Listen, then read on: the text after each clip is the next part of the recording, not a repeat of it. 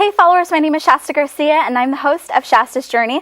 This show is all about my path to purpose, and along the way I get to meet so many incredible people with stories that can and will teach, heal, or inspire one of you. And your guys' story actually has the power to do just that.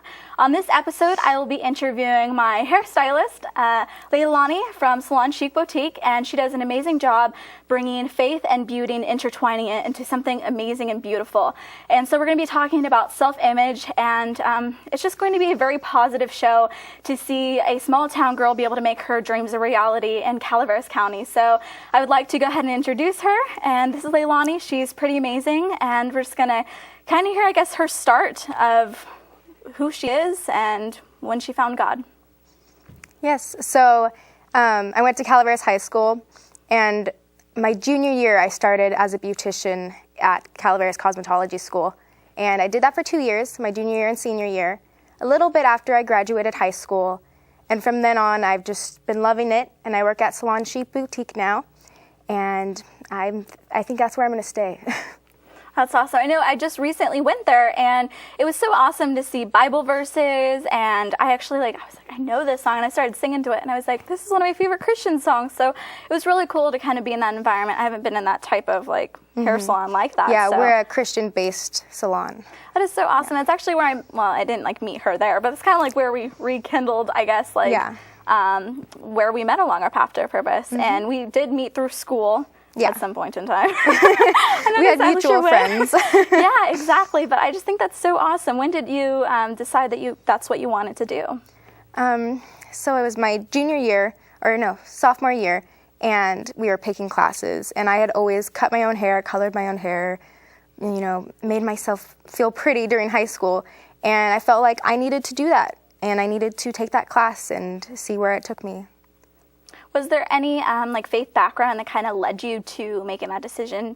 Was there anything that was pressed on your heart to dedicate your life to that? I felt like I am put on this earth for a purpose, and that was to make people feel good about themselves, make them love themselves for who they are. And you might have blonde hair and you don't like have blonde hair and you want to change it.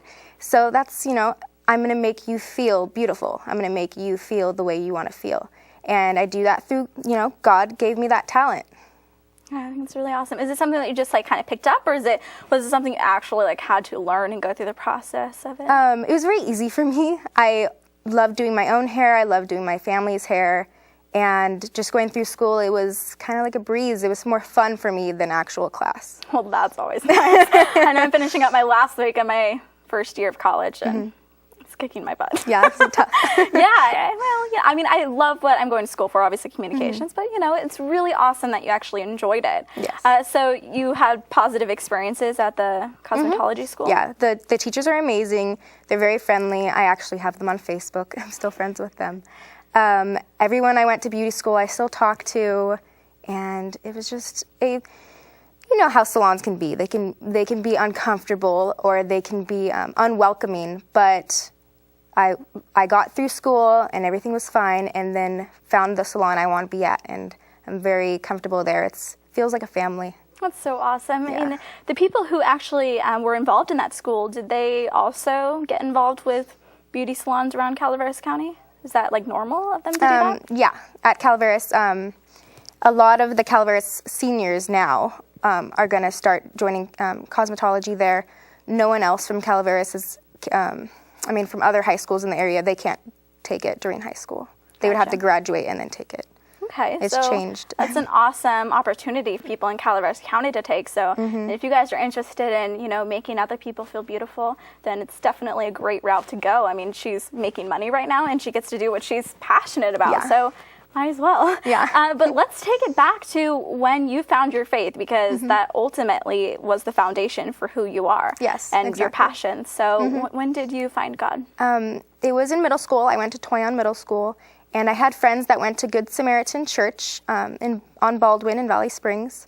And I went, and my family is not religious at all. But I went, and I found God, and I found love, and I felt welcomed there. And I just got really close, and I went on mission trips called Urban Plunge.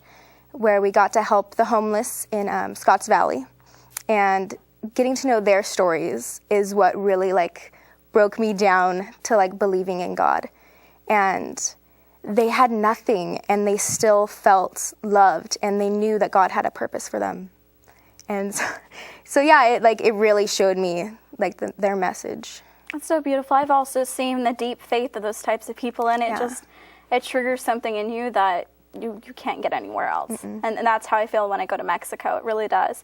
But if you didn't give your life to God when you did, how do you think things would have been different? I'm not sure where I would be. I might have given up, truthfully. But knowing that he was there for me, he was watching over me, and I always had him to turn to. He just pushed me every day, even to get out of bed in the morning. So what were you able to overcome since you've given your life? I had to go to state board, which is for beauty school. After beauty school, you get your license. And so I had to go twice because I couldn't get my practical down because I'm very bad at showing people how to do things or how I'm doing things. And the written was a breeze. I aced that. But I had to go to the practical twice. And then the third time was a charm, and I got it. Yeah, well, first is the worst. Yeah, but definitely. Okay, yeah, because I find it just so remarkable just to see kind of what people overcome and their changes, when they go through that process, just because it's important for people to know that, once they do make that commitment and, they confess, then the changes that occur of, having hope and having faith is something that just nobody can take away from you. Through your faith, has there been anything like self-image? Like, have you struggled with that at all? Yeah, as I grew up, I didn't really love myself as much as I should have. I had people there that would tell me, you're beautiful, don't worry about it, or something like that. And I was like, well, I need to prove to myself and others that I do love myself and I believe I'm beautiful. And so I actually have a friend from beauty school, and she joined the Vaudettes. It's a burlesque troupe, and we are based in Sonora, Tuolumne County. And through that, I like to prove to women that body image is very important, and loving yourself is very important. Has that been just a constant struggle? So that particular thing has helped you, kind of overcome that. Is there anything else that you do maybe on a daily basis to kind of make sure that society isn't kind of controlling what you think of yourself, your beauty? Through being a hairstylist, I make sure that everyone feels beautiful, everyone feels loved, and I tie that along with being a Vaudette, and that's how I beautify others, and I make sure that they are comfortable in their own skin. So what's beauty to you? Beauty to me, it's like inside, not on the outside, but deep on the inside of how you feel about yourself and that you love yourself. That's what really matters. But of course, if you want to make your outside feel pretty too, that's what I do as well. So I hit it from both angles. Well, I think we do get so caught up on the outside version that it's kind of hard to see the reflection of Christ in the inside of yourself. Yes. So how do you think people can intertwine, I guess, what society wants with self-image versus how God sees us? So, like doing your makeup every day, that might be tough for some people, but you need to accept the way that God made you and accept that you are beautiful, not only on the inside, but on the outside. No matter what society tells us, that if we have to put makeup on every day, that it can be a waste of time. Like, you should be able to just wake up and feel beautiful and accept yourself the way you are. So if you strip the makeup from yourself and take out the bobby pins and you don't use hair products or anything, you let your hair go natural. Do you still feel beautiful? I do. Yeah. I think that's an important thing for everybody to realize. And I think all ages are dealing with that right now. Oh, definitely. I mean, so how do you feel that society has distorted beauty and what it was intended to be? It's basically for marketing, to make money, to sell their products. So they're going to say, oh, your lips are too thin, let's get some Botox. Yeah, let's pump that up with some lipstick. Yeah. So it's hard for people to accept themselves the way they are when everyone's selling something, you know. So you have cellulite, you need this, or, you know, you have gray hair, oh, you have to put color on it. No, you should let your hair grow natural. You should accept, you know, coming of age. What types of steps do you feel that each individual can take to, you know, take that first step to feeling beautiful and to have self-confidence and to be able to see their reflection in Christ? Definitely read the Bible. People can even talk to me if they want advice about anything. Definitely you need to accept the way things are and how people can act. But you just have to look through God and make sure that you understand where he's coming from, that he loves us no matter what. And yeah. Has there ever been a moment, just as you being a hairstylist, that you've had that interaction between a customer where you were able to make them feel beautiful and it kind of just put yourself into perspective of how much like passion that you have for what you do? Yeah.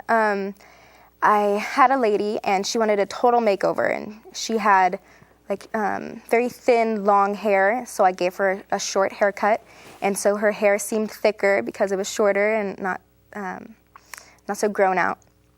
And then I did some highlights, and when I was done, she was so happy. She had tears, and it made me feel successful. It made me feel like I did what I am supposed to do. Yeah, it's really incredible when you do have those types of moments. And have you had any examples of you being able to, you know, intertwine your faith throughout your job? Definitely some people, when they come in, they kind of get the vibe of, oh, they're religious. Well, not only are we religious, but we are loving people. And so you're not going to feel like not cared for when you're in my chair. You're going to feel welcomed. And definitely that's what I like to do with every client, is that they feel comfortable. Repeat your question for me. Oh gosh, how? I was like, what do you think about that? I was thinking, like, what's the interview process? You know, getting that job. Like, how do they know that you are loving? And exactly, they don't. Okay. But I actually knew the lady that I'm renting my station from. She's a good family friend. She does my cousin's nails. Her name is Janelle. She's amazing. And I came in one day and they had been telling me, come to the salon, come see what it's like. And I just walked in there and I was like, hey, I want a job here. And she's like, okay, you got it. And we knew. She knew how I was, and she could get that vibe from me. Okay, well, I had to ask because I have no idea how like the hair stylist thingy works behind the scenes. So I was like, okay. With us, it was simpler. Well, because I mean, I totally, I believe every single thing that you have claimed about the salon, because like I said, I went there and I met you and started hearing your testimony, and I was like, wow, I need to get her on the show, you know. And so yeah, I was just kind of like wondering like if they actually do look for those values. I mean, obviously, like, this girl has those values, so, I mean. But yeah, I just think that's really incredible. And you actually mentioned that you have done mission work and things like that. I have done it, I believe, I could be wrong, about 4 times. I did Endless Summer, where we clean up the camp at Mission Springs in Scotts Valley, and we help the local churches through Urban Plunge. We help the homeless shelter down there in Scotts Valley. That's mainly where we go. Okay. Yeah. And is there any Bible verses that like you can connect with when you like think about self-image or anything like that? I mean, not off the top of my head, but there are many verses that I turn to for advice, like making sure that I am doing what I believe is right, what I want to do through Christ. Has there like been any significant events? Because obviously experiences shape us. Yeah. They really do. They shape who we are and who we become. And so I don't know. Like let's get personal. Like okay. I mean, what have you like seriously a significant impact that has happened in your life that has truly made you who you are? Like something bad that you've kind of like overcame through faith and yeah. I had a lot of family issues growing up. I didn't feel loved, I didn't feel cared for, but when I went on my missions trip, there was a few youth leaders there that really, really spoke to me. They really made me feel that I am beautiful and that I am loved and that God knows how amazing I am and that He has made me who I am through him, I can do great things. And we all sat down together in like a little circle, and we were singing, and we all started crying.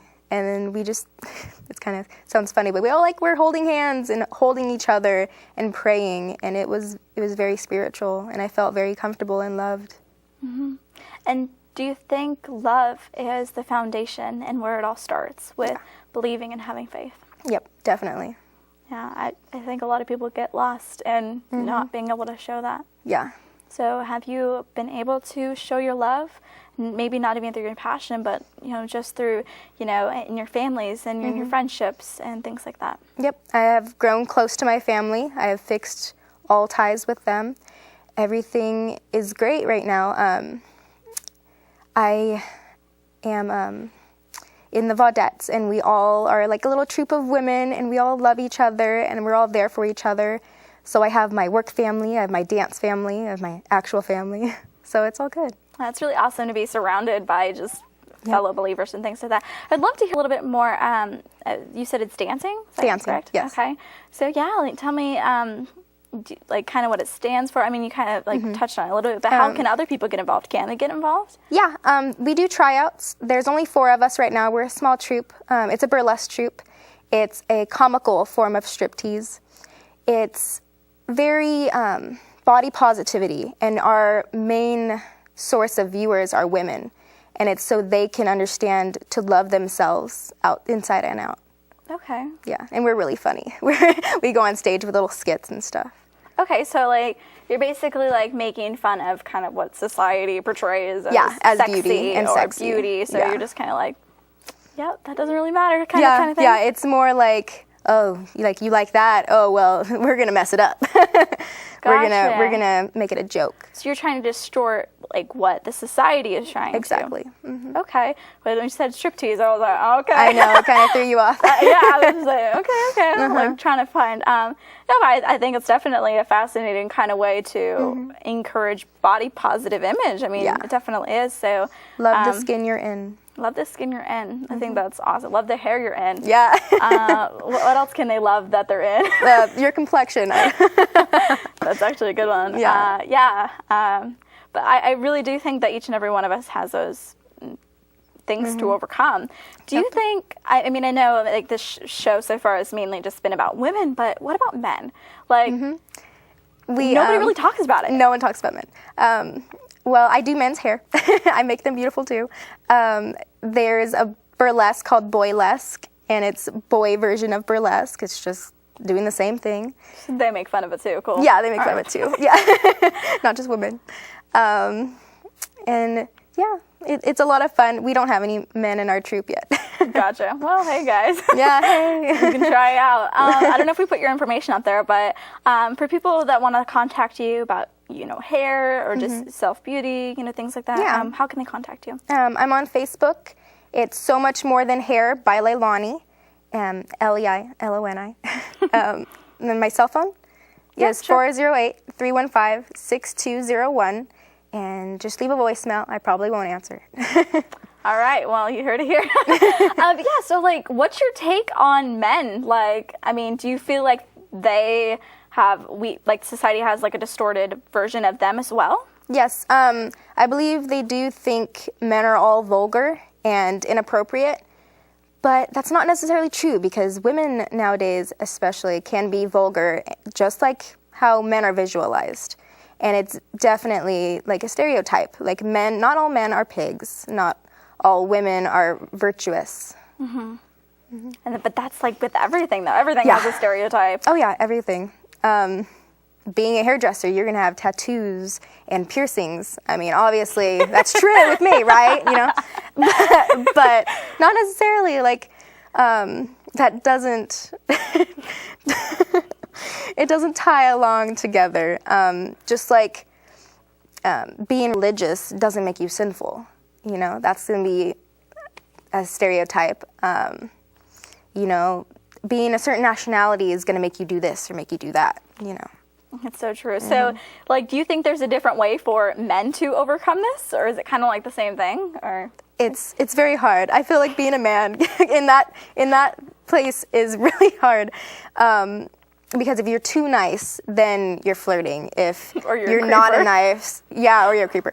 If you're not nice, then you're just rude and, conceited. Or, it's hard.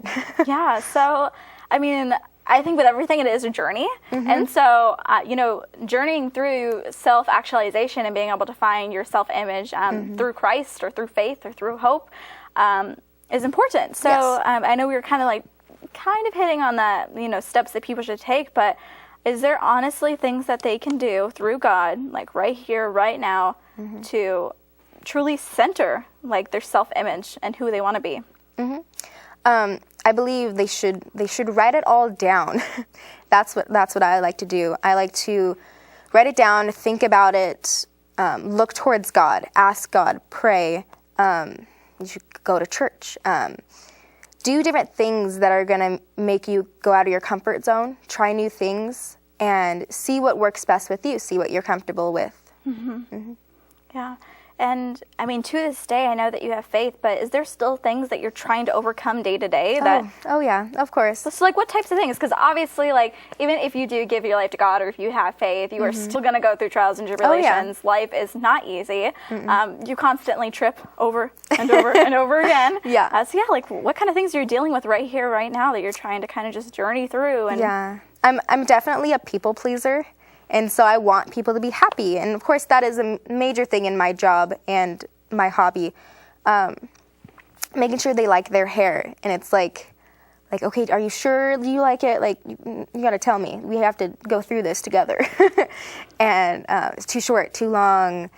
I haven't had too short before. And then making sure that I'm dancing and they are understanding why I'm doing this, and that they might judge me for doing my dance, or they might critique it, but let them, you gotta look past that. And being a people pleaser is so hard for me. yeah, I mean, and some of the stuff that God has called us to do, you're just like, Like, are you sure you want me to do that? I think someone else could do that. Well, because a lot of it is completely out of the ordinary of what regular everyday people would do.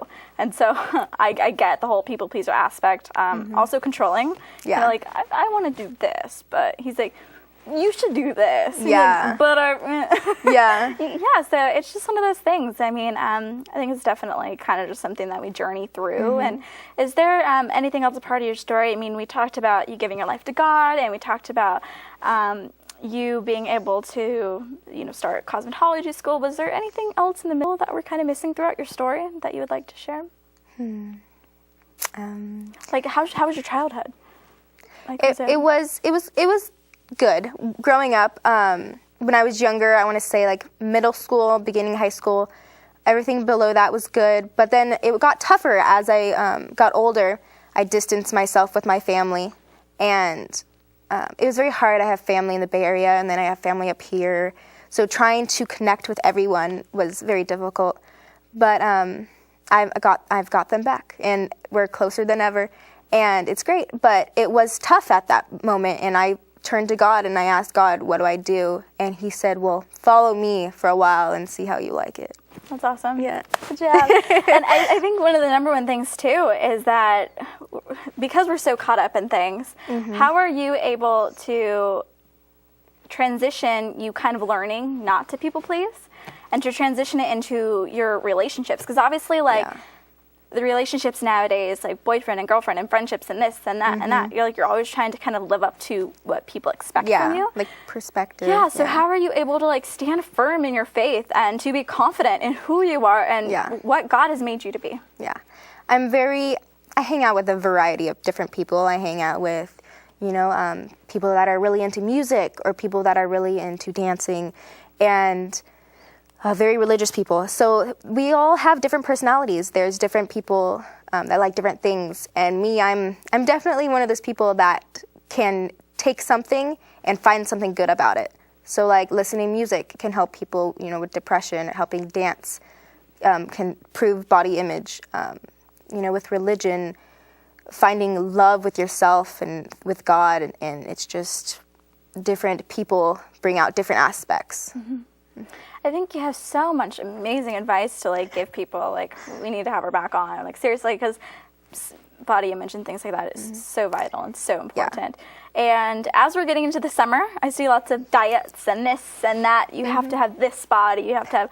So, like, what do you have to say about that? Like, let's just totally blow your mind of what you think is right, and we'll just, like, totally just throw that out. Just throw that out right now. Well, dieting, I don't care for it. Well, people do it. They're like, I want this body, so I'm going to starve myself. Don't starve yourself, okay? It's very bad for you. I don't diet. I'm lucky enough, I'm fortunate, and I love myself, so I don't have to work out as much as some people might need to. The more you work out, the fitter you are, but you also have to be healthy when you work out. You have to eat right. You have to take care of your body. Me, I probably don't. But that's okay. I love myself. So I might have flaws. I might have cellulite. I'm probably too white. I could tan a little bit more, but I love myself, and that's what matters. So how do you think, when people are confident, how do you think it, like, reflects just on the outside? Like, if they feel beautiful on the inside, and they can see the reflections through their cries, how do you feel like that, like, just goes out into the world? Like, how do you think that reflects? Well, some people don't like me for it. Some people, they're like, oh, you're so lucky that you're tiny, that you're small, you can eat whatever you want.